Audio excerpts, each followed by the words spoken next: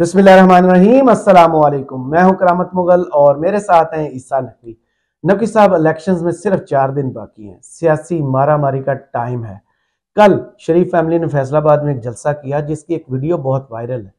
मरियम नवाज अपनी तकरीर की पर्चियां मरियम औरंगजेब को चुपके से थमा देती। ये छुपाने की जरूरत क्या थी? और मियाँ साहब के टॉप 26 क्या कह रहे हैं? देखिए, वैसे तो मैं आपको बताऊं कि फैसलाबाद का जो जलसा था ना, हम्म। उसमें तकरीर मियां मोहम्मद नवाज शरीफ की भी सुनने वाली थी। जी। सवाल आपने मरीम नवाज का कर लिया तो इसके ऊपर रोशनी बाद में डालेंगे, लेकिन पहले आप लोगों को ये तो एक्सप्लेन कर दें। आप कह रहे हैं टॉप 26, क्या कह रहे हैं?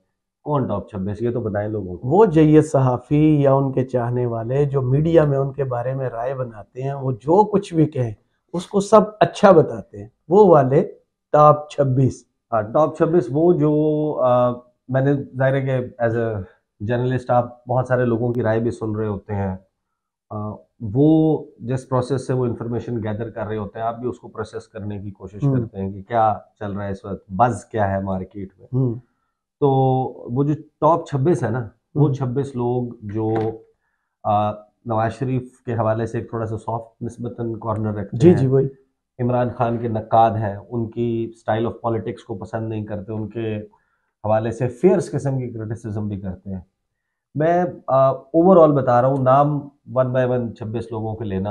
हम्म। लेकिन बहुत सारे लोग जो टीवी देखते हैं या सोशल मीडिया देखते हैं या रील्स जो होती हैं वो फेसबुक हम्म। वगैरह की वो देखते हैं, उनकी नज़र से कहीं ना कहीं ये गुफ्तगू गुजरी होगी, तो वो सही। टेस्टिफाई कर सकते हैं। लेकिन उसमें ना एक हिडन पैगाम है, वो नहीं समझ रहा कोई।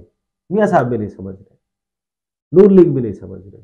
सही। मैं अभी तक दो लोगों के अलावा जो दिल से ईमान रखते हैं कि मियाँ साहब वाकई जेन्युइनली पॉपुलर है, हाँ, बाकी जितने भी उनके चाहने वाले हैं ना, जब मैं उनके तज्जिए सुनता हूँ, तबसरे सुनता हूँ, खबरें जिस एंगल से वो कर रहे होते हैं, उनमें एक बात मुश्तरक है।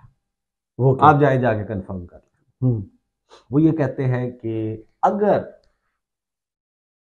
50% से जायद वोटर टर्नआउट हुआ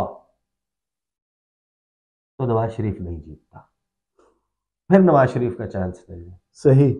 अगर 50% से वोटर टर्नआउट नीचे हुआ तो मियाँ साहब इलेक्शन में अच्छा स्कोर कर लेंगे। राइट। ये तो है वो गुफ्तगू, ये तबसरा जो आप सब ने सुना हुआ है। जी। मैं आपको जरा मुद्दबाना से ट्रांसलेशन करके बताऊं। जी प्लीज। ये 26 लोग ये बता रहे हैं कि अगर पाकिस्तान के अवाम ने निकल के वोट डाला ना, तो तो मियाँ मियाँ साहब साहब का कोई चांस नहीं है। ये रियलिटी है। यानी आप हैरान हो कि वो पार्टी जो, यार, पॉपुलर पार्टी, पुरानी पार्टी, जो बिल्ड इन चौथी मरतबा वजीर आजम का टैग लेके आई है, जो 2/3 मेजॉरिटी का दावा करके आई है वो मैदान में। अगर उसकी सूरत हाल ये है कि उसके परस्तार हम्म। सहाफी, हम्म। उसके परस्तार कॉलम नवीस, उसके परस्तार तज्जिया नगार, उसके फैन क्लब ऑफ एंकर्स, वो ये कह रहा है कि 26 लोग कह रहे हैं कि 50% से जायद अगर लोगों ने निकल के वोट डाला तो फिर तो पीटीआई खा पी जाएगी, जी बिल्कुल। फिर नहीं जीतती नून लीग। हम्म। यानी इसका मतलब ये है कि पाकिस्तान की आवाम, ये 50%, बाकी कौन है? ये इंडिया के लोगों की बात तो नहीं कर रहे ना, ये अफगानिस्तान के, ईरान के, चाइना के लोगों के, अमेरिकनों की तो बात नहीं कर रहे, हम्म। पाकिस्तानियों की बात कर रहे हैं कि अगर 50% से ज्यादा आगे पाकिस्तानी, फिर मियाँ साहब। यानी ये है पॉपुलैरिटी का लेवल। एक तरफ आप सर्वेज करा रहे हैं, तो इससे आपको क्या पता चलता है कि नून लीग का जब ये तज्जिया चल रहा होगा तो क्या एफर्ट होगा जी। कि लोग ना निकले। सही। या दिल बदले, कर दें। हाँ, या उनके लाने की माहौल और फिजा बनाने वाले जो उनके सपोर्टर्स हैं, हम्म। उनकी क्या ख्वाहिश होगी कि लोग बाहर ना निकले। आप ये अंदाजा लगाएं कि एक सियासतदान, उसके लिए इससे ज्यादा क्या शर्मिंदा कर देने वाला मकाम होगा हम्म। कि वो अपनी पूरी कैंपेन में और इन इलेक्शंस के हवाले से उसका फोकस ये है कि कहीं लोग ना निकल आए। लोग निकल आए तो मेरा चांस कोई नहीं। आप लोगों को अट्रैक्ट करते हैं, आप नारा लगाते हैं, आप दिल फरेब बातें करते हैं, आप पुरकशिश बातें करते हैं, आप आप दावे करते हैं, आप लोगों को ख्वाब दिखाते हैं, हम्म। सब कुछ करते हैं। लेकिन आपका सारा मकसद ये होता है कि पार्टिसिपेशन होनी चाहिए। सही। ये है जमहूरियत की असास। बिल्कुल। अवाम निकले और अवाम अपने आपके नारे से मुतासिर होके, आपकी करिश्माती शख्सियत से मुतासिर होके, किसी भी वजह से, कोई भी पॉलिटिकल पार्टी है, एफर्ट तो ये होता है। यहाँ पर एफर्ट ये है क्योंकि उनको बताने वाले बता रहे हैं कि भैया लोगों को ना बुलाना, लोग आगे संभलेगा नहीं काम। तो ये है सूरत हाल टॉप 26 की मियाँ साहब के। अब कैसे ये एग्जैक्टली अनफोल्ड होते हैं ये इवेंट्स, 8 फरवरी को ये देखने वाला है। लेकिन आ जाते हैं हम धोबी घाट के जलसे पे। सही। पहले तो मैं आपको एक बात बताऊं कि नून लीग इस वक्त जो है ना, वो दिन की रोशनी के अजाब का शिकार है।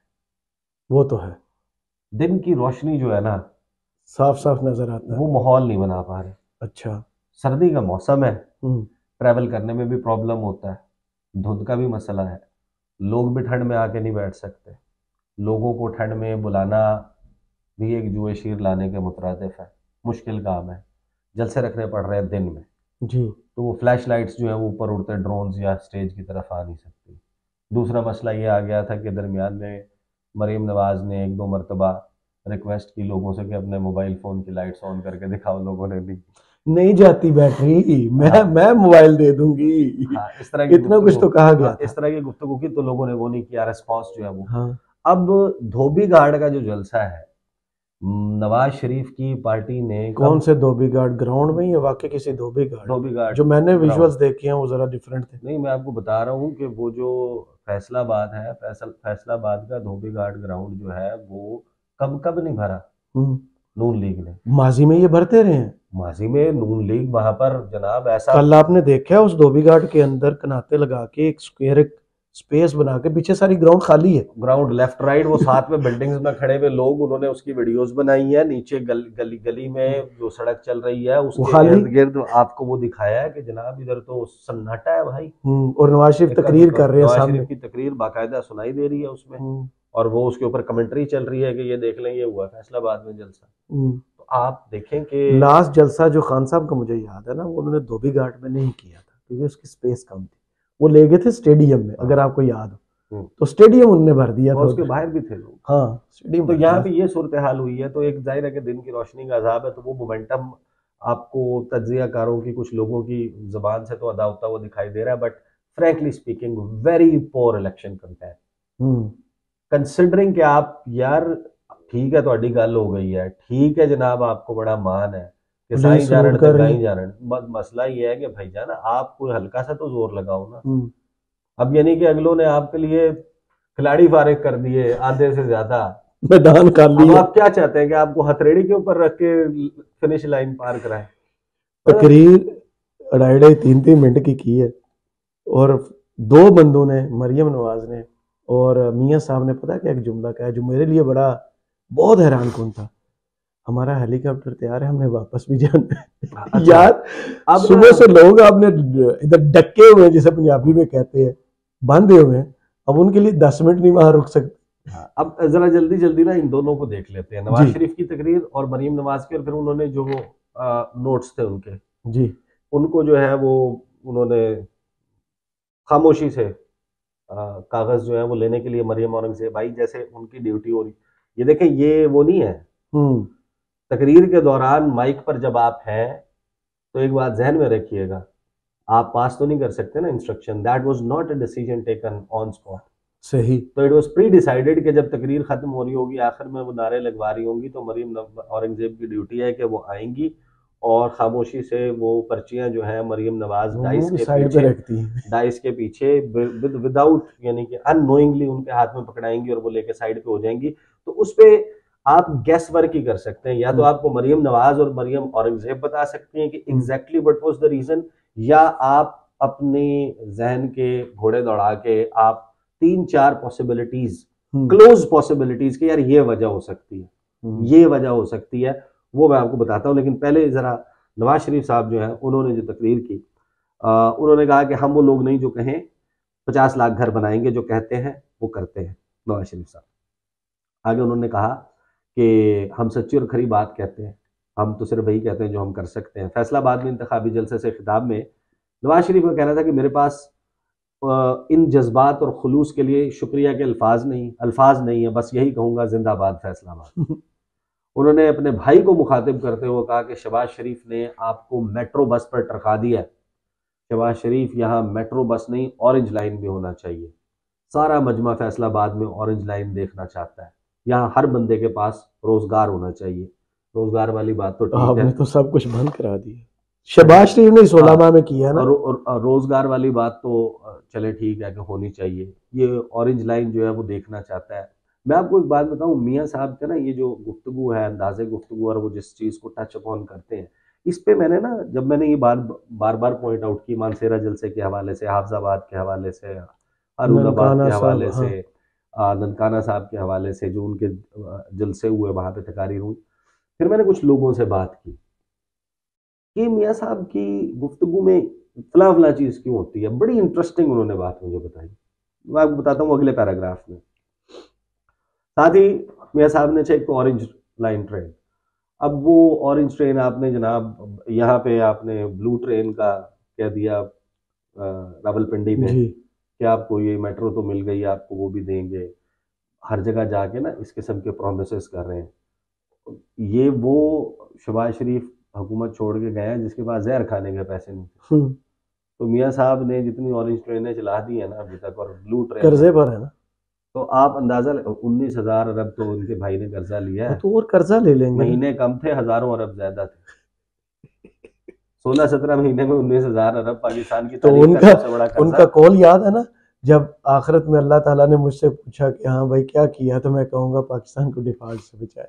हाँ, अच्छा, उनका कहना था कि कहते थे 1 करोड़ नौकरियां देंगे। अच्छा, ये वो खान साहब के दौर में ना, किसको नौकरी मिली? अच्छा, ये उस शहर में बैठ के बात कर रहे हैं जहां वर्कर नहीं मिल रहा था, क्योंकि टेक्सटाइल का आपका बूम। जी जी, वहां पे है ही टेक्सटाइल ना, जो आपका बूम था टेक्सटाइल का, और जो शहबाज शरीफ साहब के दौर में टेक्सटाइल का हुआ है, खत्म। आप 19 अरब डॉलर पे खड़े थे, आप 16 अरब डॉलर पे हैं। हालांकि आपका टारगेट जो है था 25 अरब डॉलर का जी। वो इस वजह से कि इन्होंने जनाब जिस वक्त जो उधम मचाया मुआशी, और डॉलर खत्म हो गए, और फिर आपको इंपोर्ट पे पाबंदियां लगानी पड़ी, तो लग्जरी आइटम्स के साथ साथ इन्होंने रॉ मटेरियल भी इंपोर्ट करना बंद कर दिया। उसकी भी एलसी नहीं खोलने के डॉलर नहीं थे इनके पास कि इंडस्ट्री चल सके, तो वो तो तबाह हुआ। यहाँ पे मियाँ साहब कहते हैं कि शहबाज शरीफ यहाँ 5 साल बाद कोई बेरोजगार नजर नहीं आना चाहिए। फैसलाबाद के दाएं और बाएं जानिब मोटरवेज है। आपको कितनी मोटरवे चाहिए बताओ? आप नहीं भी बताओगे तब भी मैंने मोटरवेज बनानी है। आपके आगे से आपके पीछे से मोटरवे गुजरेगी। मैं तो उनके अल्फाज पर हैरान रह गया था, जिस अंदाज में उन्होंने कहा हुआ है। आप अंदाजा लगाए कि बंद कर दो फैसलाबाद में हर पास से सड़क बना के। फिर नहीं, वो शुक्र है वो किसी दिन ये नहीं कहते जाके कि जनाब मैं फैसलाबाद से लाहौर जो है वो 3 मोटरवेज बनाऊंगा, एक पे कारोबारी तबका आया जाया करेगा, एक के ऊपर कैटेगरी 1, कैटेगरी 2, कैटेगरी 3 नौकरी पेशा आया करेंगे, और एक वीवीआईपी इसके लिए अलग मोटरवे बनाऊंगा जो दिन में भी खुली। अच्छा, अब ये मोटरवे की जो साइंस है ना, इस पे मैंने बहुत सारे लोगों से पूछा कि यार आपका क्या ख्याल है कि मियाँ साहब जो है ये क्या मोटरवे कोई दुखती रग है पंजाब के लोगों की, पाकिस्तान के लोगों की, कि मोटरवे जो जरा शीशे वाली मेट्रो स्टेशन है, यानी एक अच्छा इफेक्टिव ट्रांसपोर्ट सिस्टम जो है वो जंगले के बगैर भी दिया जा सकता है।